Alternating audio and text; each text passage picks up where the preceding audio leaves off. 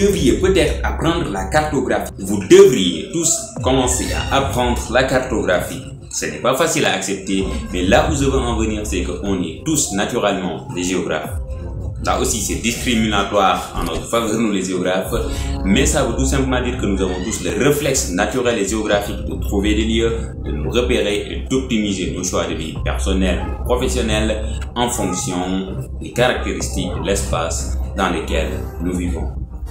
Concernant l'apprentissage de la cartographie, la première étape consiste à apprendre à lire les cartes. C'est évident et ce n'est pas si compliqué. C'est même plus facile qu'il n'y paraît, car nous avons tous une compréhension intuitive des cartes. Nous savons lire et interpréter leurs symboles, leurs couleurs, les échelles, etc. Mais bien évidemment, il y a beaucoup d'autres aspects de la cartographie à apprendre pour aspirer à être un expert en cartes. Je ne suis pas un expert en cartes. Une fois que vous aurez appris à lire les cartes, ce sera beaucoup plus facile pour vous de continuer et de comprendre les cartes, de les analyser, de les étudier. Et dès lors, vous pourriez réfléchir à leur conception. Dans cette vidéo, je vais vous donner des raisons pour lesquelles vous devriez à tout prix commencer à apprendre la cartographie, notamment ce qui concerne la construction, la conception de cartes à l'écran d'un ordinateur ou bien sur un papier. C'est parti.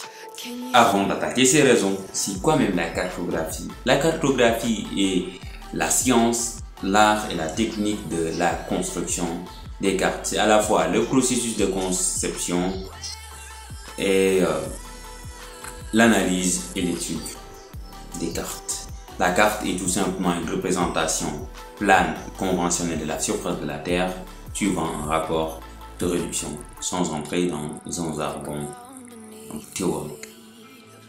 La cartographie est la géographie dans sa forme la plus simple. La cartographie est la science de la construction des cartes, oui, mais ce n'est pas que ça, c'est également une façon de penser le monde. Les cartographes réfléchissent à la manière de représenter le monde au moyen des cartes, à l'écran d'un ordinateur ou bien sur un papier. Ainsi, ils utilisent leur connaissance de la géographie ainsi que des techniques et outils de cartographie, ce qui va leur permettre de produire des cartes qui vont non seulement aider les gens à comprendre leur environnement, à se repérer, ainsi de suite, mais également à prendre des décisions ou à proposer des solutions pour résoudre des problèmes concrets. Des domaines d'application variés et en pleine expansion. Parmi ces domaines d'application, on peut citer l'agriculture de précision, l'exploitation minière, l'urbanisme, l'électricité, l'environnement, ainsi de suite. Les cartes ou bien la cartographie est donc utilisée dans de nombreux secteurs d'activité à des fins diverses et de manière vraiment large. Du suivi des déplacements des clients au choix ou à l'optimisation des itinéraires de vente, au suivi de la criminalité, ou bien même la surveillance des ressources naturelles. Et ce n'est pas fini. À mesure que la technologie s'améliore, ce qu'on voit tous les jours, les possibilités offertes par la cartographie ne cessent de croître. Et donc, quel que soit notre domaine d'activité, je suis sûr que la cartographie serait la bienvenue et ses apports seront vraiment indéniables. C'est à vous de trouver le point clé qui va vous permettre de profiter pleinement de la cartographie. On passe au point suivant. Mieux réussir vos travaux de recherche. Une carte bien conçue, bien élaborée, faire toute la différence entre un rapport, une thèse, un mémoire ou un article ennuyeux et un rapport, une thèse, un mémoire, un article qui est intéressant et acquérant. Ce n'est pas tout. Cela est encore plus valable lorsque vous devez présenter des données complexes qui demandent alors à être expliquées de manière très clair. Les cartes sont également très utiles pour représenter les relations spatiales qui existent entre les objets, ce qui est difficile, pas impossible à faire avec du simple texte. Et comme on dit, une image vaut 1000 mots, je dirais une carte vaut 1000 images. Si vous rédigez par exemple un article sur le changement climatique ou la densité de population, c'est juste un exemple, pensez à utiliser des cartes pour illustrer tout ce qui serait ennuyeux à être représenté par simplement des mots. Bien sûr, j'ai pris l'exemple des changements climatiques et de la densité de population, mais comme on a dit, la cartographie s'applique à des domaines à l'infini. Acquérir une compétence rare et recherchée. Oui, la cartographie est une compétence rare pour la simple raison suivante. On lui colle une étiquette qui dit que cartographie c'est pour les géographes, les mathématiciens, les géomètres. Mais la plupart des personnes qui évoluent dans les secteurs des sciences humaines ou des sciences littéraires ignorent pratiquement la cartographie. Et la cartographie est une compétence recherchée parce que, comme on l'a dit, elle s'applique à pratiquement tous les domaines. Donc, c'est un atout de disposer d'une telle compétence.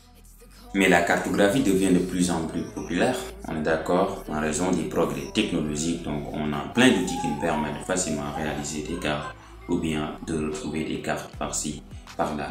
Encore, ce progrès des technologies ne fait que augmenter, ne fait que renforcer le poids de la cartographie dans la balance commerciale. Non, dans la balance des compétences. En tant que cartographe, vous êtes en mesure de réaliser plusieurs travaux, en l'occurrence le diagnostic, l'étude d'impact, la planification, etc. Cela constitue bien évidemment un atout qui est recherché par les recruteurs. Tout les opportunités d'emploi qui s'offrent à vous ou même la possibilité de créer une entreprise indépendante. Développer votre créativité. La cartographie est un domaine qui nous encourage à ressortir l'original dans des ensembles d'informations qui semblaient au départ indépendants. Et par les jeux alternés, par les jeux artistiques aussi, de l'ajout et de l'ajustement de couleurs, de symboles, d'images, nous développons ainsi notre créativité et la cartographie nous pousse ainsi à ressortir ou bien à trouver quelque chose d'extraordinaire dans le banal. Avec les cartes, nous pouvons ainsi créer le monde que nous voulons. En cartographie, il existe de nombreuses façons de décrire une chose, tout comme il existe de nombreuses façons de présenter un argument ou tout simplement de raconter une histoire. Il ne faut donc pas avoir peur de faire parler ses cartes, d'apporter sa touche personnelle, mais surtout de se lancer dans l'apprentissage de la cartographie. Et qui dit ça, dit il ne faut pas avoir peur de faire des erreurs. Il ne faut pas avoir peur d'échouer sur un projet de cartographie. Cela ne fera que renforcer votre capacité. Ceci sonne bien évidemment comme une fin pour cette vidéo. Si elle vous a plu, n'hésitez pas à laisser le pouce en l'air. C'est une très bonne façon de nous soutenir. Par-ci par-là, j'ai reçu plusieurs questions, notamment des suggestions sur des vidéos à faire, que ce soit dans les commentaires ou bien sur d'autres réseaux sociaux.